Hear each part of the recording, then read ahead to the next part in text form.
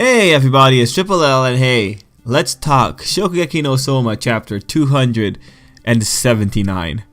Here we go. Let's rock and roll. So I ain't gonna lie, after the spectacularness that was the previous chapter of Shokugeki no Soma, we get this chapter, which is just going back to the standard Totoki exam stuff.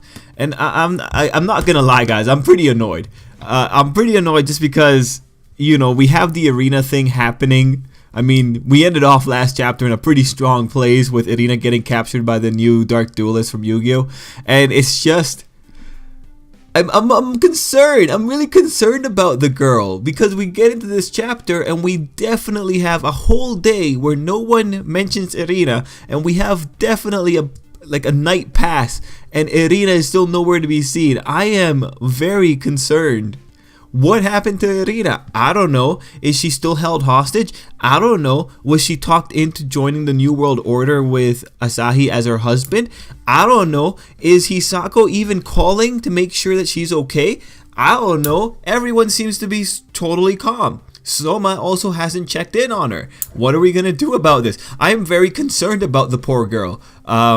So it's just when we have legitimate criminals going around in the background and stealing Erina, I just, you know, going into the rest of this chapter, it feels kind of just dangerous. It feels like we're getting set up for some really annoying plot twist here. And guys, I really want to just drive this home how annoying I think this is going to be. Not only are we like going down the path of a potential save Erina from being captive to someone arc again,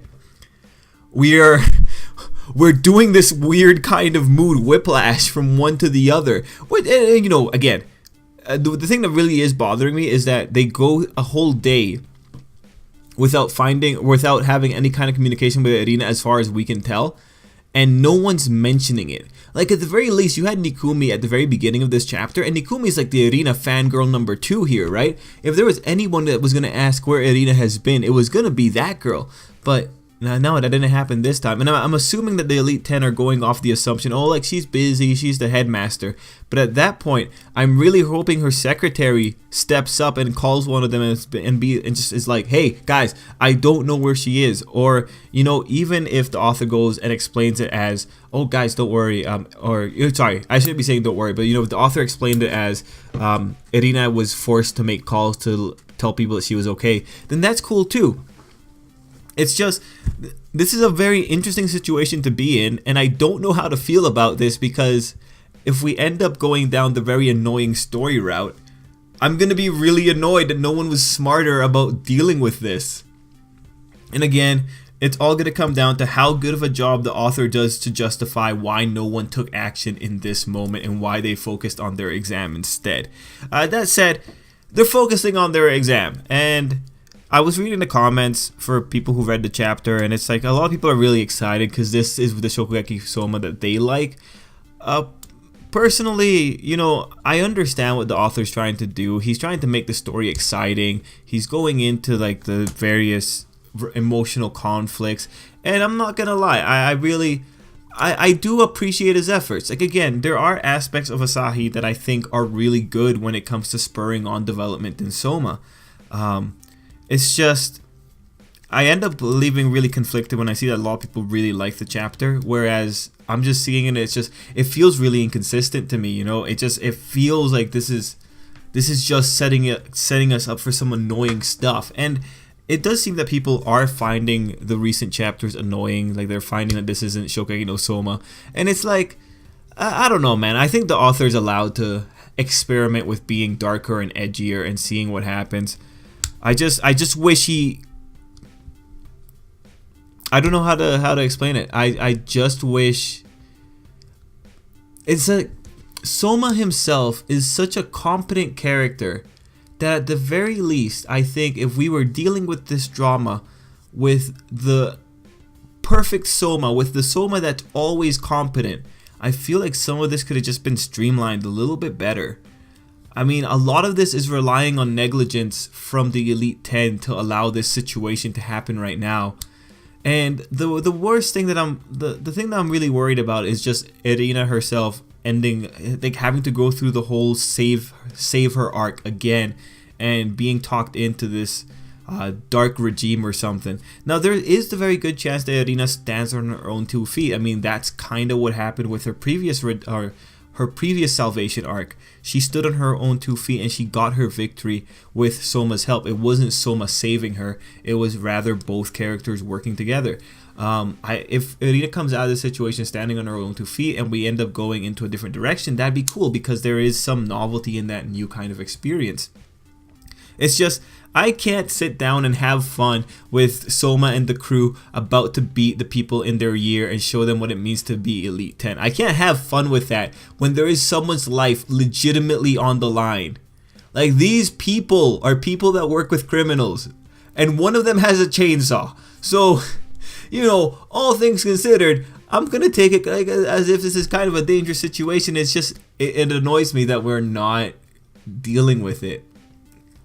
Again, you know, the Soma crew has no reason to suspect that Erina's in trouble, except Soma does. Soma has every reason to suspect something's going to go on, but yeah, oh man, it's going to be interesting. We could talk about, you know, also the people in their year thinking that they can beat the Elite 10. And it's like, guys, did you just forget of all the things that Soma and that particular crew did? Like, to Soma and Takumi, at the very least, did you forget how much people they destroyed on their way to the top here? Like, come on, these are guys who had the whole system rigged against them, and you think you can beat them? That's one thing.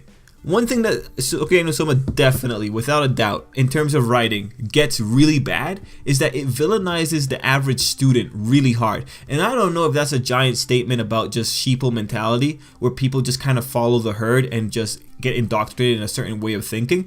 But come on, man. Like, the crowd's always being played as the anti-Soma faction, and even here, even when Soma and the crew have like their levels of respect, you know, the crowd is still playing it up as if they can stop them, as if these kids haven't overcome a whole system fighting against them. It's just funny, right? This level of forgetfulness within the student body, it just ends up making for a cheap obstacle, because otherwise, in reality, any critically thinking kid in that student body that isn't friendly with Soma should be able to observe simple facts of reality, simple facts of history, and say like, alright, honestly, these guys are probably going to do okay.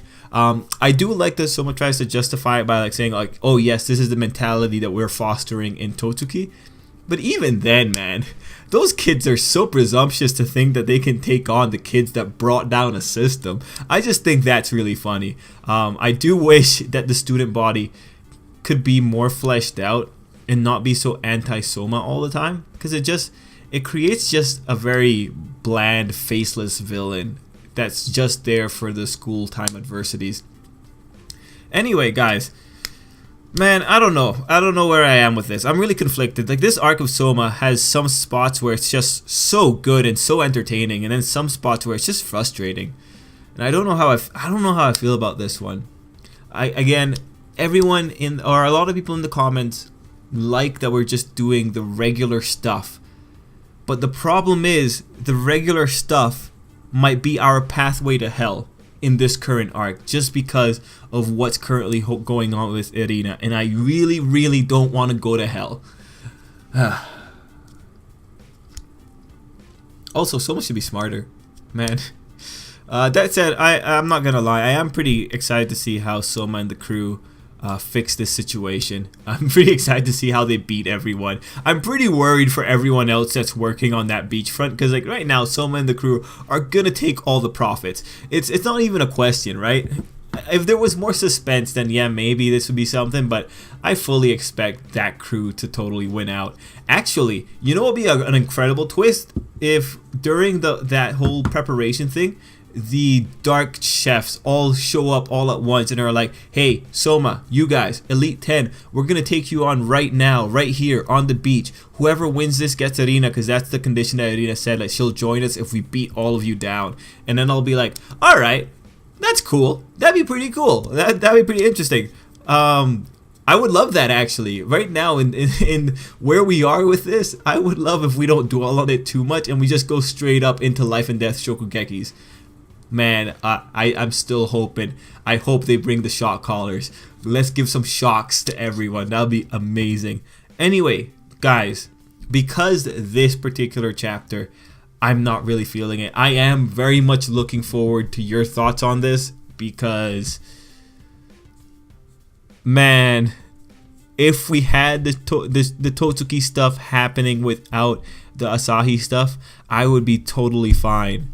Like, if we just had Asahi still pretending to be a teacher throughout this whole little mini arc, that'd be cool. But the thing is, he hasn't. He kidnapped a child, and he's holding her against her will at threat of chainsaw. Alright? I can't take it easy.